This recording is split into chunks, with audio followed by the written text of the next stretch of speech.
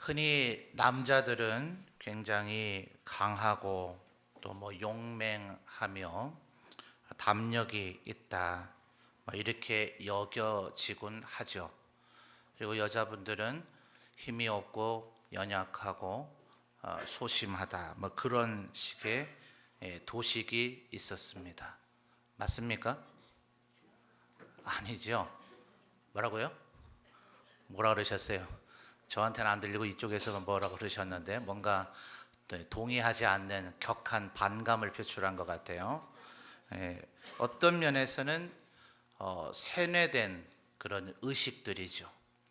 여자분들 중에는 아마 더러 과격하고 와일드한 분도 있을 텐데, 사회적으로 늘 연약하고 우아하고 아주 그렇게 언행을 그렇게 해야 된다는 것이 늘 이렇게 제약이 되어지니까 아마 그것이 오히려 힘들고 불편한 분들도 있으려는가 모르겠습니다.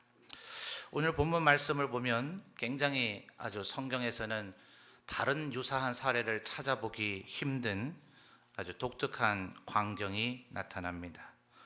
4절 말씀에 보면 오늘의 두 인물 가운데 한 명인 드보라에 대한 조금 더 상세한 소개가 나타나는데, 자, 4절 볼까요? 그때 랍비돗의 아내 여선지자 드보라가 이스라엘의 사사가 되었는데, 그는 5절 이어서 보시면 그는 에브라임 산지 라마와 베델 사이 드보라의 종려나무 아래에 거주하였고, 이스라엘 자손은 그에게 나아가 뭐까지 받았죠? 재판을 받았다. 자, 사사기에 보면 꽤 여러 사사들, 12명의 사사들의 이야기가 나타나는데, 한 6명 정도는 간략한 그들의 생애가 어떠했는지, 그것도 너무나 간략한 한두 줄의 소개에 불과합니다. 그래서 이제 신학자들은 보통 6명의 소선지, 그리고 조금 그들과 대비해서 꽤 많은 분량의 소개가 나오기 때문에 6명의 대사사, 소사사, 대사사 이렇게 구별을 합니다. 그런데 그 6명의 대사사라 할지라도 기드온 같은 거의 왕에 준하는 그런 통치 행위와 통치 기간을 가진 그런 기드온을 제외한다면 나머지는 거의 일회성, 전쟁과 전투의 전쟁 지휘관 정도에 지나지 않는 그런 인물로 사실은 그려집니다. 그게 아마 정당한 평가이겠죠.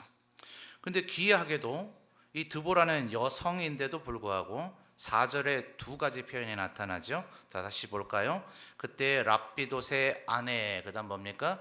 여선지자. 선지자는 말씀을 전하는 자죠. 선지자로 나타났단 말이에요. 그리고 4절 하반절엔 이스라엘의 뭡니까? 사사.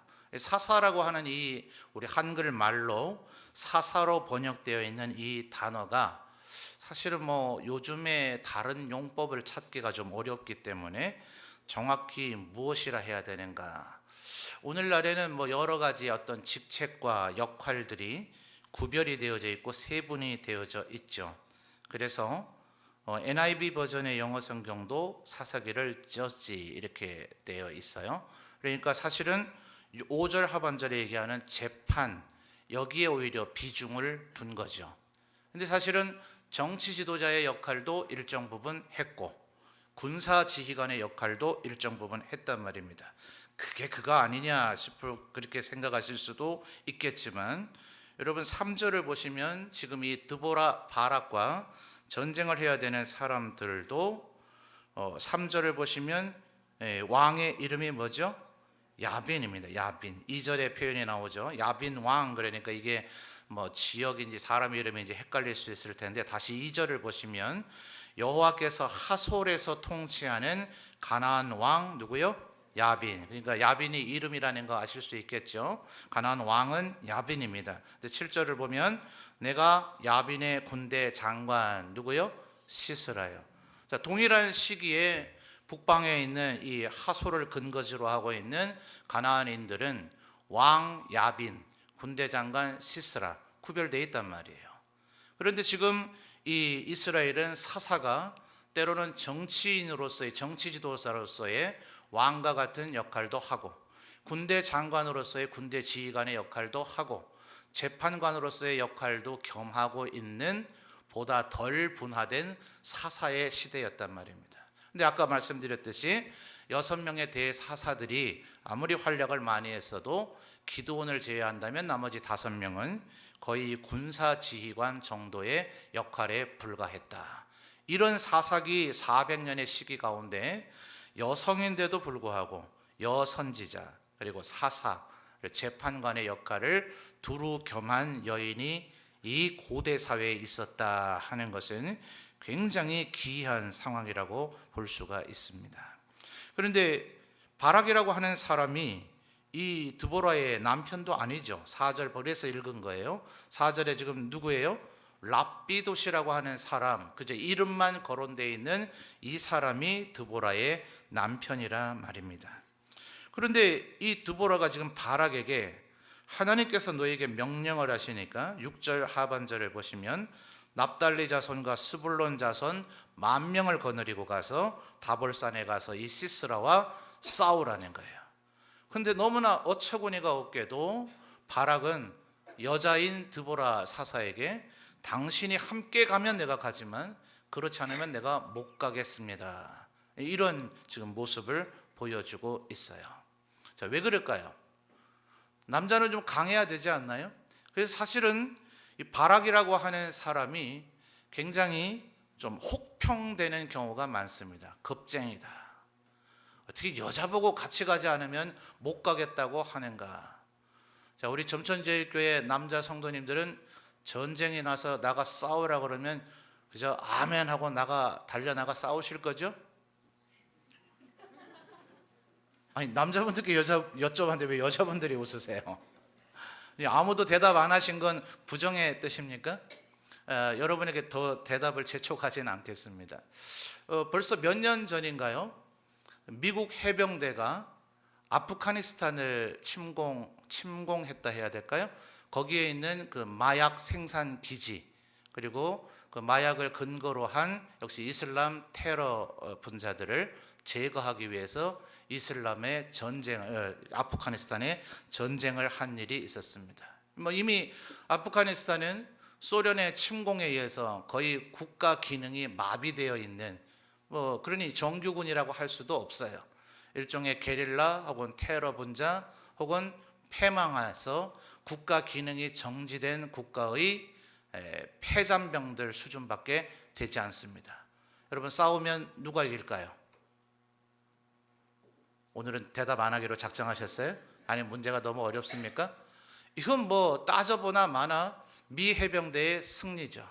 그러면 이제 미 해병대가 쳐들어온다 이렇게 하니까 아프가니스탄 사람들은 전부 다 두려움에 떨고 미 해병대 대원들은 야, 이제 가서 한번 훈장 달아보자. 가서 아주 놀라운 내 전과를 이루고 나서 이제 멋있게 휴가를 가리라. 이렇게 마음 먹었겠죠? 아닙니다. 그때에 미 해병 대원들 몇 명을 인터뷰한 것이 꽤 인상 깊게 보도가 된 적이 있었어요. 자, 아프간으로 지금 파병을 되고 있는데 기분이 어떻습니까? 몹시 두렵습니다. 과연 살아서 돌아올 수 있을지 걱정이 됩니다. 어서 속히 부모님과 내 아내의 품으로 돌아가고 싶습니다. 어쩌면 20세기와 21세기에 세계 최강의 군대라고 해도 별반 이견을 달지 않을 미 해병대원의 솔직한 심정이었습니다. 우리 점천제일교회 모든 남자 성도들이 대답하지 않아도 우리는 속마음을 우리는 읽을 수 있을 것이라 생각합니다. 바락이 겁쟁입니까? 아니요. 누구나 전쟁 앞에 목숨을 걸고 나가야 되는 그 상황에서는 두려움에 쌓일 수밖에 없습니다.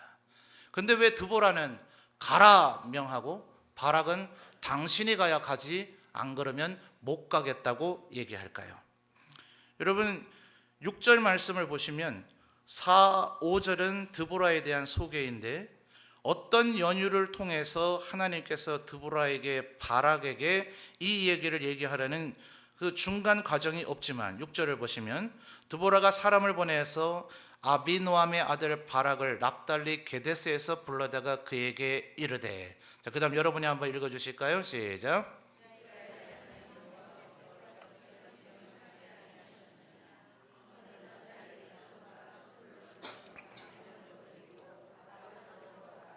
아멘. 자, 분명히 4, 5절은 그저 드보라에 대한 소개이고, 하나님께서 드보라에게 나타나셔서 너 바락에게 가서 전쟁으로 나아가라고 나의 명령을 전달하라 하는 이 얘기는 생략되어 있죠. 혹시 그렇다고 해서 우리가 드보라가 거짓말을 하고 하나님의 말씀을 사칭했을 것이라 짐작한다면 너무 무리한 짐작이겠죠. 왜냐하면 분명히 4절에서 그녀 드보라를 평하기를 여선지자라고 얘기했기 때문에 그렇습니다. 성경에는 오히려 하나님께서 드보라에게 말씀하시기를 바락에게 가서 이렇게 말하라 하는 이런 상세한 과정이 다 기술된 것보다 이렇게 과정이 생략되고 바로 드보라가 바락에게 하나님의 말씀을 전달하는 대목이 훨씬 더 많이 나옵니다. 그러면 드보라의 입을 통해서 바락에게 전달되어지는 이 하나님의 말씀을 하나님께서 드보라에게 얘기하신 것이 맞습니까? 너무 어려워요? 오늘 진짜 대답들 안 하시네. 이해되세요? 드보라에게 분명히 하나님께서 말씀하셨기 때문에 드보라가 바락에게 지금 전쟁으로 나아가라고 얘기하고 있겠죠. 맞습니까? 자, 그렇다면 드보라와 바락 둘 중에 누가 하나님의 말씀을 들은 겁니까? 드보라죠. 바로 문제는 이 점입니다. 바락이 겁쟁이다. 그는 전쟁터에 나가길 꺼려했다. 어떻게 전쟁터에 여인을 데려갈 생각을 했느냐. 이게 초점이 돼서는 안 되고, 드보라는 하나님의 음성을 들었고 바락은 하나님의 음성을 못 들었고, 드보라는 은혜를 받았고 바락은 은혜를 받지 못했다는 것이 문제의 초점입니다. 성경의 기술된 내용을 가지고 다른 이 상황으로 전제를 한다는 것은 위험할 수도 있겠지만, 저는 미루어 짐작하고 확신할 때에 만약 하나님께서 바락에게 직접 나타나셔서 바락아 내가 너와 함께 할 터이니까 납달리 그리고 스불론 자손 10,000명을 데리고 전장으로 나아가라 라고 얘기하셨다면 저는 바락이 순종했을 것이라고 믿습니다. 문제는 뭐냐 하면 하나님의 은혜가 임하지 않으면 우리는 하나님의 일에 적극적으로 나서지 못합니다. 그러니 하나님의 은혜를 먼저 아는 사람이 하나님의 은혜를 아직 체험하지 못한 사람을 격려하고 독려하는 섬김이 필요합니다. 분명히 중세에도 보면 영국과 프랑스가 100년간 전쟁을 할 때에 프랑스의 여인으로서의 그 영웅 잔다르크라고 하는 여인이 있죠. 그러나 어떠세요? 여기 4, 5, 6 여전도회를 포함한 우리 마리아 전도회 여군 정도는 다 다녀오셨죠? 전쟁이 나면 여보 그 위험한 전쟁을 내가 어떻게 당신을 보낼 수 있겠어? 당신은 집에 있어. 내가 나갈게. 이 정도는 하실 거죠? 왜 웃기만 하고 대답을 안 하세요? 잔다르크와 같은 그런 정말 독특한 여인이 있긴 있지만 대부분의 모든 여인들이 전쟁터에 나가는 것은 딱히 어울리지는 않아 보여요. 맞습니까? 그러나 드보라가 할 수 있는 것은 있었어요. 나는 하나님의 음성을 들었으니, 하나님의 말씀을 아니, 하나님의 은혜를 알고 있으니 확신이 없고 두려움과 공포심에 떨고 있는 바락을 전쟁터로 나가게 하는 조언과 섬김을 할 수가 있더라 하는 것입니다. 우리 4, 5, 6 여전도회를 포함한 우리 모든 여전도 회원들이 여러분이 더 기도하고 여러분이 더 말씀을 사모하면 여러분이 그 누군가보다 더 은혜를 받을 수도 있습니다. 분명히 다시 한번 말씀드리지만 드보라와 바락은 부부관계가 아닙니다. 내 남편에 국한된 얘기가 아닙니다. 내가 먼저 은혜를 받았으면, 그러나 내가 전쟁터에 나가서 내가 직접 칼을 드는 역할은 그다지 적합해 보이지 않습니다. 모든 사람들이 다 지휘관이 될 수 없고, 모든 사람이 다 전쟁터에 나갈 수 없고, 모든 사람들이 다 섬김의 은사가 있는 것은 아닙니다. 여러분이 하나님 앞에 은혜를 입었다면, 바락은 지금 하나님의 음성을 아직 듣지를 못했으니, 전쟁터에 나가서 싸워서 이길 수 있다는 확신이 아직 없으니, 내게 확신이 있고 내게 은혜가 있다면 확신 없고 은혜가 없는 사람을 섬겨서 그로 하여금 결국 전장에 누가 나갔습니까? 바락에 나갔습니다. 전쟁터까지는 드보라가 동행을 했을지라도 실제로 칼을 들어야 되는 건 바락이었습니다. 드보라가 없었으면 바락은 칼을 들지 못했을 거예요. 언제나 하나님의 일을 하는데 아쉬운 것은 우리는 은연중에 본능적으로 우리들 모두 다가 주인공이 되고 싶어 합니다. 주연이 되고 싶어 합니다. 내가 중요한 역할을 해야 되고 더 많은 분량의 일을 내가 해야 되고 다른 사람들이 내가 뭔가를 했다는 것을 봐야 되고, 그것은 흔히 하는 말로 소나무의 리더십이라고 얘기하죠. 엄청 큰 소나무가 있는 그 소나무의 가지가 뻗쳐 있는 솔잎이 떨어지는 그 반경 내에는 다른 나무가 자라지 않습니다. 오직 독약청청하다, 굉장히 곧은 절개인 것처럼 우리나라의 시조에서 때로 노래되고 있긴 하지만 자기 혼자 잘난 거예요. 오직 자기 혼자만 살아있을 뿐 그 나뭇가지가 뻗친 그 반경 안에는 그 어떤 생물도 자라날 수 없습니다. 기껏해야 운이 좋으면 송이버섯이 혹시 자라려는가 모르겠어요. 모든 소나무 뿌리 근처엔 다 송이버섯이 있나요? 아니죠. 발견하면 아들에게도 안 알려준다면서요. 그 다음에 꼭 그 자리에 송이버섯이 있다는 보장도 없다면서요. 말하지만 죄송하지만 보기에는 소나무가 아주 독야청청하게 보기 좋을진 모르지만 아무 쓰잘데기 없고 남들을 다 죽이고 지 혼자 겨우 살아있는 나무가 소나무입니다. 그러나 그에 반해서 바나나는 그 한 그루의 나무가 심겨져 있으면 그 뿌리를 통해서 땅 밑으로 또 다른 바나나의 모태가 되어지는, 그 어머니 바나나의 나무에서 자식 바나나의 나무가 몇 그루가 나오는지를 모른대요.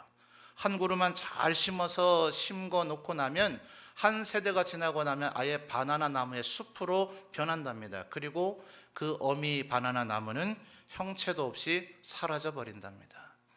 비록 자기는 희생했을지라도 아예 한 지역의 황무지를 숲으로 만들고 그저 나 혼자 열매 맺는 것이 아니라 훨씬 더 많은 바나나의 나무를 만들어서 많은 열매를 맺어서 많은 사람들에게 유익을 주게 하는 것, 그것은 어떤 면에서의 드보라의 섬김, 또 여인들의 섬김과 비슷해 보인다는 생각을 갖게 됩니다.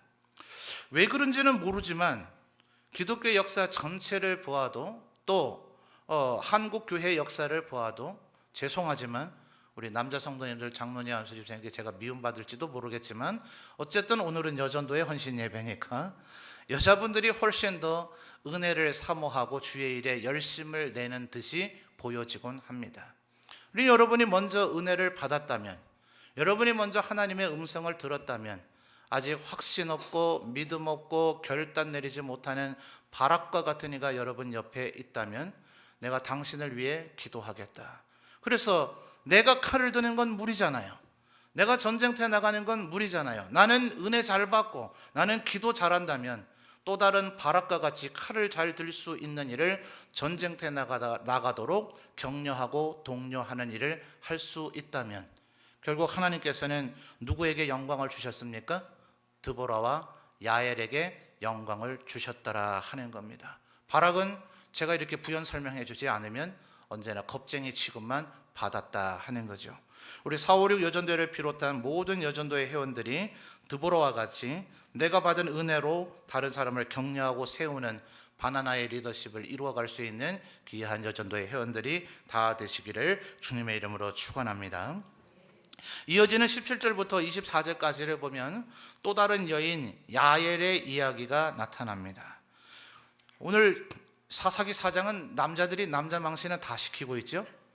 이 전쟁터에서 패전한 이 시스라는 뭘 들어와서 자기 집 안방이라도 되는 것 마냥 이불로 덮고 우유는 얼마나 마셨는지 모르지만 배불러서 잤는지 피곤해서 잤는지 어떻게 안전하다고 도무지 확신할 수 없는, 아무리 17절 하반절에 하솔왕 야빈과 겐사람 헤벨의 집 사이에는 화평이 있었다고 할지라도 이 엉뚱한 장소에서 잠을 자고 있다가 이렇게 허망하게, 여러분 관자놀이가 어디입니까? 저희 앞을 한번 보시겠어요? 다 아시죠? 바로 이 부분입니다. 이렇게 누워서 자고 있는 걸 위에서 말뚝으로 박아서 죽여버린 거죠. 여인에게 죽었다. 남자에게 죽으면 자랑스럽고 여인에게 죽으면 수치스러운 건 아닙니다. 그런데 여성에게 죽임을 당했다는 것은 흔히 수치스러운 일로 묘사가 되어지죠. 이 시스라, 이 사람은 또 왜 이랬을까요? 오늘 4장의 본문 안에서는 그 이유를 찾기가 그다지 쉽지는 않습니다. 근데 다행인 것은 5장이 바로 이 4장의 사건인 드보라, 바락, 야엘과 북방왕 야빈 그리고 그의 군대 장관 시스라가 싸운 그 전투의 이야기를 노래로 부르고 있는 대목입니다. 자, 몇 절만 한번 검토해 볼까요? 5장 4절을 한번 보죠. 여러분 한번 읽어 주십시오. 시작.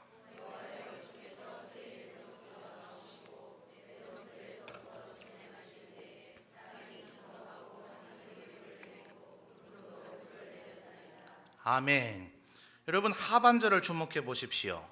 땅이 진동했다는 것은 무엇이 일어났다는 것을 묘사하는 표현일까요? 뭐 거의 상식적으로 지진을 묘사하고 있는 표현일 겁니다. 이 5장은 1절을 보면 이날에 드보라와 아비노함의 아들 바락이 뭐 했다고요? 노래의 결국 뭡니까? 가사죠, 가사. 노래의 가사들은 다 그런 건 아니지만 대부분이 시적인 표현으로 가사를 만들곤 합니다.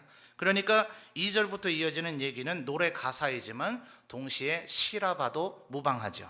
그러니 땅이 진동했다는 것은 여러분이 잘 표현해 주신 대로 지진을 묘사하는 표현입니다. 그러면 이어지는 하늘이 물을 내리고 무슨 표현입니까? 비가 왔다는 표현이에요. 그런데 또 얘기가 나오네요. 구름도 물을 내렸나이다. 이건 무슨 표현입니까? 이것도 비입니다. 왜 갑자기 목소리가 작아지세요? 앞에 비가 나왔으니까 그 뒤에 또 비 나오면 안 될 것 같은가요? 그럼 이건 무슨 표현일까요? 억수로 비가 왔다는 얘기입니다. 정말 많이 온 거거든요. 자, 한 장을 넘겨볼까요? 19절과 20절, 21절인데요. 21절을 먼저 보죠. 21절 상반절만 보면 되겠습니다. 읽어주세요. 시작. 강에서 갑자기 이 시스라의 군대가 표류하게 됐어요. 왜 그럴까요? 비가 아까 억수로 많이 왔잖아요. 그러니 물이 급격하게 늘어난 겁니다. 그런데 왜 이들이 그 물 곁에 있다가 이런 낭패를 당했을까요? 19절을 보면 왕들이 와서 싸울 때에 가나안 왕들이 어디요? 무깃도 물가 다안악에서 싸웠습니다. 자, 북방왕 이 하솔 야빈 그리고 하솔의 왕 야빈의 군대 장관 시스라의 주 병력이 뭐였습니까? 4장 13절로 거슬러 와서 볼까요? 4장 13절을 보면 시스라가 모든 병거 곧 뭐예요? 철병거 900대. 자, 고대의 병거나 현대의 탱크나 장점은 뭡니까? 어디든지 막 밀고 나갈 수가 있죠. 그 괴력에는 일반 사람이 움직이는 보병들은 당해낼 방법이 없습니다. 약점이 뭘까요? 진흙탕이나 뻘에 빠지면 속수무책으로 꼼짝을 못합니다. 움직이지 못하는 병거와 전차 어떻게 하면 될까요? RPG로 잡든지 헬리콥터로 잡든지 그것을 파괴하는 건 시군중 먹기입니다. 병거가 진흙탕 뻘에 빠져버리면 궁수들이 활을 쏴서 일거에 제압할 수 있습니다. 마른 땅에서 좋은 날씨에서는 병거는 천하무적이지만 비가 내리고 물이 있는 진흙탕 강 속에서는 아무짝에도 쓸모없는 물건이 돼버립니다. 자, 전쟁을 하러 나온 이 가나안 왕 북방의 하솔 왕이 바보가 아닐 텐데 뭐 때문에 아까 5장 19절에서 얘기하는 무깃도 물가에 진을 쳤을까요? 이때는 비가 내릴 때가 아니거든요. 계절적으로 비가 내릴 때가 아니기 때문에 이곳에서 비가 올 거라는 아무런 대비를 하지 못한 이 북방의 시스라의 군대를 하나님께서 어떻게 하셨다고요? 땅을 진동시키면 아마도 신학자들은 평가하기를 이 지진에 의해서 병거의 바퀴가 다수 빠졌을 것이다. 더 속수무책으로 오갈 데가 없죠. 거기에 비가 억수로 많이 왔기 때문에 기손 강이 범람을 해서 이 무리를 표류시켰기 때문에 굳이 바락의 1만 명의 군대가 손을 쓸 필요 없이 하나님께서 그들을 급류로 쓸어버리셨습니다. 자, 그러니 이제 시스라도 너무 이 정신없는 사람이라고 우리가 볼만하지는 않죠. 왜 그래요? 비에 쫄딱 젖은 거예요.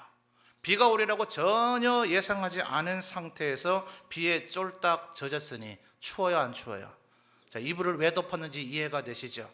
하루 종일 비를 맞고 나서 오늘 우리 개역 개정 성경에는 19절 하반절을 보면 우유 부대를 열어서 그에게 마시게 했다 했는데 예전 개역 성경에는 엉긴 젖이라고 되어 있었을 겁니다. 그래서 고체 형태의 치즈가 아닌 약간 그 소프트한 액체 형태의 치즈가 아니었을까, 아니면 요구르트인가, 이런 정도로 신학자들은 이해합니다. 말하자면 발효식품이죠.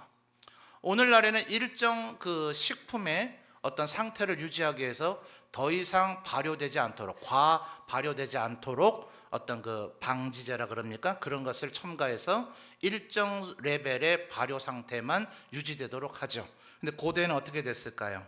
여러분, 그 몽골 지역에 말젓을 가지고 만든 술, 마유주라는 게 있죠.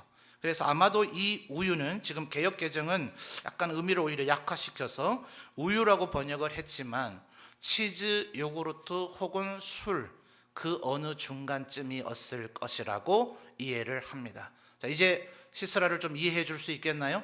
비에 쫄딱 젖은 패전장이 배가 몹시 고픈 가운데 발효된 우유를 가득 마시니 누구라도 배길 이유가 없이 쓰러져 잘 수밖에 없죠. 자, 누가 그것을 권했나요? 야엘이 그것을 권했습니다. 왜 권했을까요? 이미 죽이려는 작정을 한 거죠.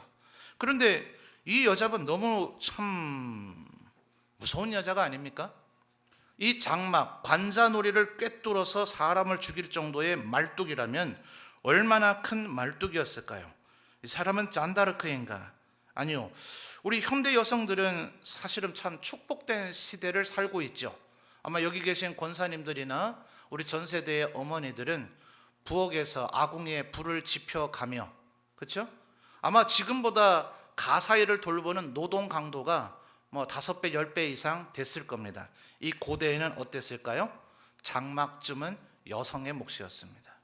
남자는 그 외에도 해야 할 일이 많았기 때문에, 남자는 놀고 여자가 장막까지 쳤느냐 이게 아니고요, 장막 정도 일은 우리 현대인의 시각에 볼 때는 굉장한 노동 강도가 있는 작업으로 보여지지만 이것은 고대에 더 많은 일을 해야 될 수밖에 없는 그 생존에 노출되어 있는 상황에서 이것은 남자가 하기보다는 여성이 할 수밖에 없는 일로 분류가 됐다는 말이죠.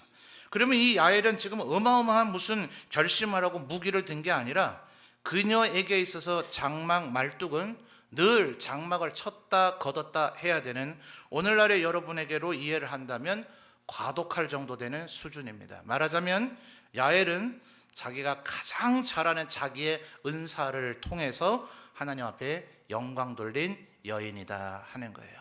여러분, 여러분에게도 아마 하나님을 섬길 수 있는 그 어떤 기회가 있을 겁니다. 어쩌면 남자들은 엄두를 못 내는 그런 기회가 여러분에게 있을지도 모르겠어요. 몇 주 전인가요? 4.5 여전대회가 남자들은 엄두를 못 내는 것을 증명해 보였잖아요. 무슨 얘기인지 집에 가서 잘 생각해 보시면 아실 겁니다. 알려드릴까요? 4.5 여전대회가 1등 했잖아요. 웃으실 줄 알았는데 기대 밖이네요. 분명히 남자들이 못하는, 여성들이 할 수 있는, 어쩌면 여자들밖에 못하는, 어쩌면 여러분에게 너무나 익숙한 그런 일들이 분명히 여러분에게 있을 겁니다. 야엘은 바로 그것을 통해서 하나님 앞에 영광 돌린 귀중한 여인이다 하는 것입니다. 오늘 헌신하는 4.5 그리고 6 여전대회를 비롯하여 우리 모든 여전도 회원들이 어떤 면에서는 드보라와 같이, 또 어떤 면에서는 야엘과 같이 여러분이 할 수 있는 익숙한 여러분의 도구를 가지고 다른 사람을 세워가며 하나님 앞에 영광 돌리는 귀한 여전도의 회원들이 다 되시기를 바랍니다.